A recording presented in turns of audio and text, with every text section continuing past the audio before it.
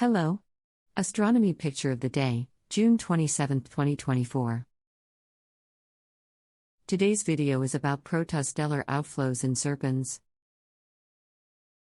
Jets of material blasting from newborn stars are captured in this James Webb Space Telescope close-up of the Serpens Nebula. The powerful protostellar outflows are bipolar, twin jets spewing in opposite directions. Their directions are perpendicular to accretion disks formed around the spinning, collapsing stellar infants. In the NIRcam image, the reddish color represents emission from molecular hydrogen and carbon monoxide produced as the jets collide with the surrounding gas and dust.